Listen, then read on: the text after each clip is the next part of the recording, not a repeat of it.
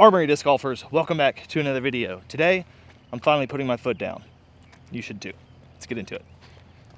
And I mean literally getting your foot down, specifically getting your front foot down onto the ground before you start weight shift forward, before you start uncoiling to throw the disc. And this seemingly subtle difference is one of the consistent differences that I notice over and over between professional and amateur players, and it can have a surprisingly large impact not only on how far you throw, but on how accurately you throw as well. I've got 3 quick things for you, so let's jump right in. Like I said, I've got 3 quick things for you, and I'm gonna illustrate them as well, because understanding why we're doing what we're doing helps us actually do these things. So the first thing with getting your foot down before you start uncoiling or weight transfer is if you don't, then you're losing a ton of natural elasticity and explosiveness that your body would otherwise provide. Notice the energy transfer or lack thereof between my lower and upper body if my leg and foot specifically is up in the air as I begin to rotate.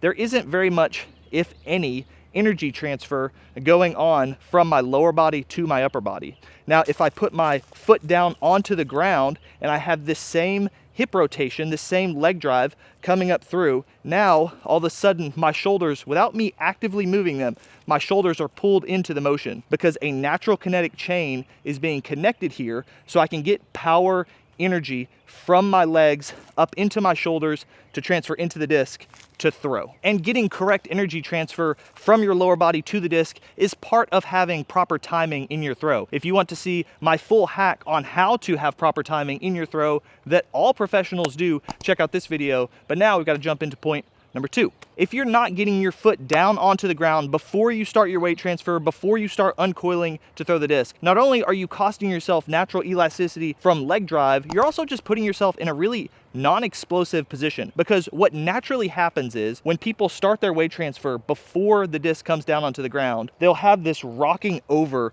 motion because they're putting weight from their back leg up onto their front leg before it's actually down. So they have this back, up and over and down motion. It leads to your spine doing this motion throughout your throw instead of this motion throughout your throw. And you're just way less explosive doing this than you are doing this. You're also creating a trajectory for the disc that is doing this through the throw instead of doing this through the throw. Obviously, we don't want the disc to be traveling on this plane. We want the disc to be traveling on this plane. Getting our front foot down early helps us accomplish both of those goals. The professional that I tell people to look at to get a great example of how to do this is Ricky Wysocki. Like I said, every professional does this to a degree, but Ricky has this really pronounced gap between getting his foot down onto the ground and starting his uncoil weight transfer forward. He does an excellent job with this, and it's no coincidence that Ricky is one of the best disc throwers on the face of the earth. The third reason why it's important to get your front foot down, and I've kind of alluded to this in the previous point, is that you lose a ton of consistency if your front foot is up in the air as you're weight shifting and uncoiling.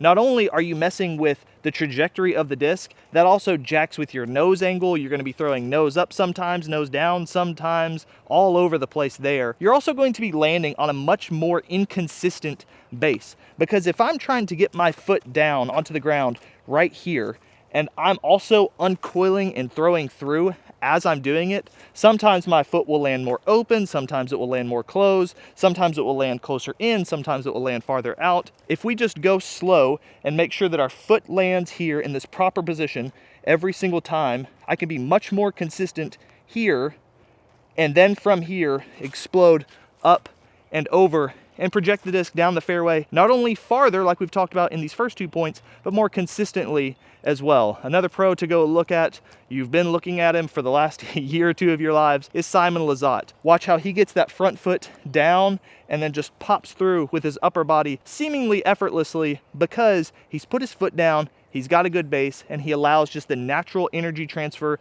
up from his legs into the disc to throw far, to throw accurate. If you're not getting your front foot down before you uncoil, before you weight shift forward, you're costing yourself these things. Stop doing it.